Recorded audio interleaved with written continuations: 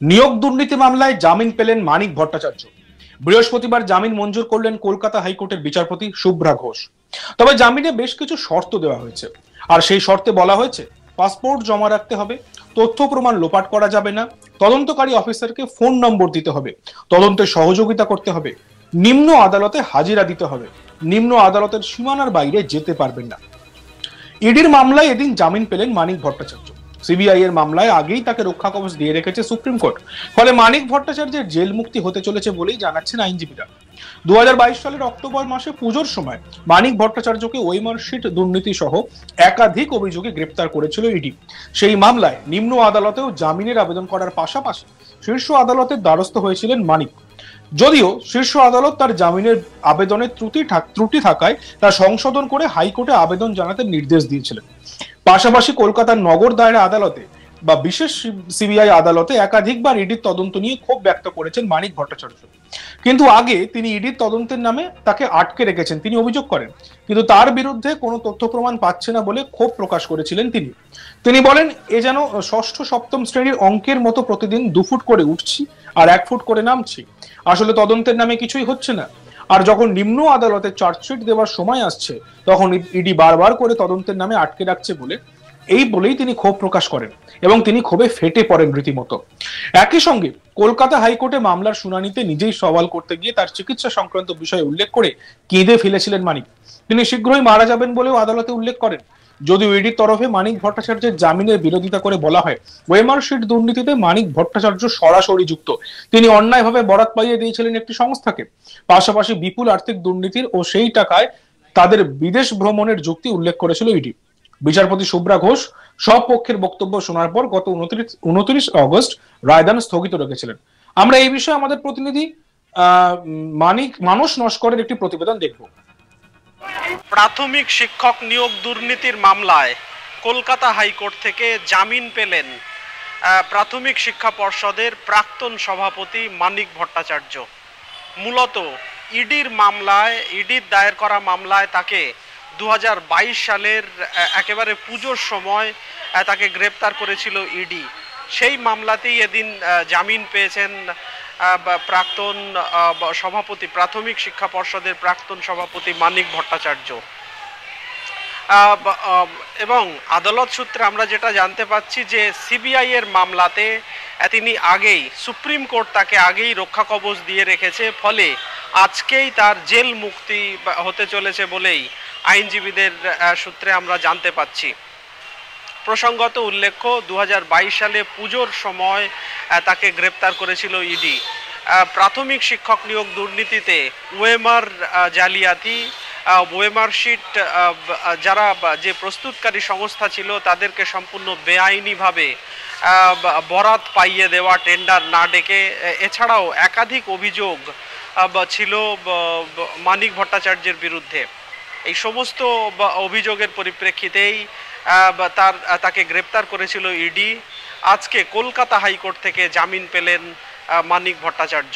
তবে জামিনের কিছু শর্ত দিয়েছেন বিচারপতি শুভ্রা ঘোষ, যেমন তার পাসপোর্ট জমা রাখতে হবে, তিনি বিদেশে যেতে পারবেন না, নিম্ন আদালতের যে ট্রায়াল পর্ব বা বিচার পর্ব তাতে হাজির হতে হবে, তদন্তকারী অফিসারের কাছে ফোন নম্বর দিয়ে রাখতে হবে, তদন্তে পূর্ণ সহযোগিতা করতে হবে, এই মামলার যারা সাক্ষী রয়েছে তাদেরকে কোনো রকম ভয় দেখানো বা হুমকি দেওয়া, এই সমস্ত করা থেকে যেন তিনি বিরত থাকেন।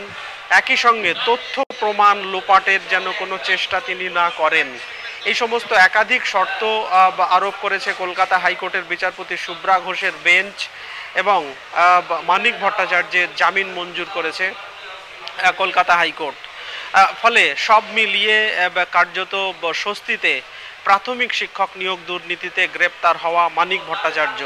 প্রসঙ্গত, মানিক ভট্টাচার্যের ছেলে সৌভিক ভট্টাচার্য ও স্ত্রী শতরূপা ভট্টাচার্যকেও এই মামলায় গ্রেপ্তার করা হয়েছিল। কিন্তু আগেই মানিক ভট্টাচার্যের ছেলে সুপ্রিম কোর্ট থেকে এবং স্ত্রী কলকাতা হাইকোর্ট থেকে জামিন পেয়েছিলেন। এবার জামিন পেলেন মানিক ভট্টাচার্য।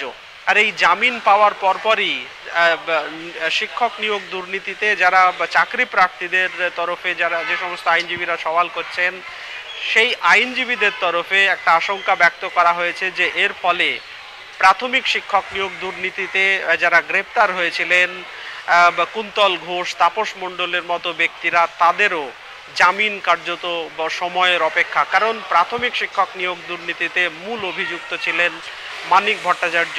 তিনি যেহেতু তার যেহেতু জামিন মঞ্জুর হয়েছে বা তিনি যেহেতু জামিন পেয়ে গেলেন কলকাতা হাইকোর্ট থেকে, ফলে কার্যত কুন্তল ঘোষ, তাপস মণ্ডলদের জামিন পাওয়ার রাস্তা চওড়া হলো বলেই আইনজীবীরা মনে করছেন। একই সঙ্গে সিবিআই এর তদন্ত বা সিবিআই কতদূর এই বিষয়ে তদন্ত করবে বা তদন্ত কতদূর এগিয়ে নিয়ে যেতে পারবে, বা যারা চাকরি প্রার্থী ছিলেন, যারা এই শিক্ষক নিয়োগ দুর্নীতিতে সরাসরি যার শিকার হয়েছিলেন, তারা কতটা সুবিচার পাবেন সেই আশঙ্কাও উঠে এসেছে আইনজীবীদের গলায়। সব মিলিয়ে আপাতত প্রাথমিক শিক্ষক নিয়োগ দুর্নীতিতে অভিযুক্ত বা প্রাথমিক শিক্ষক নিয়োগ দুর্নীতিতে গ্রেপ্তার হওয়া মানিক ভট্টাচার্য, তার জামিন মঞ্জুর করেছে কলকাতা হাইকোর্ট। প্রাথমিক শিক্ষা পর্ষদের তিনি প্রাক্তন সভাপতি ছিলেন, তাকে তার জামিন মঞ্জুর করেছে কলকাতা হাইকোর্ট। ইডির মামলায় তার জামিন মঞ্জুর হয়েছে, ইডি তাকে গ্রেপ্তার করেছিল, সিবিআই এর তরফে তাকে গ্রেপ্তার করা হয়নি এবং তিনি আগে থেকেই সুপ্রিম কোর্টে আবেদন করায় সুপ্রিম কোর্ট তাকে রক্ষা কবচ দিয়েছিল। ফলে ইডির মামলায় তিনি আগে থেকেই সিবিআই এর মামলায় তিনি আগে থেকেই সুরক্ষিত।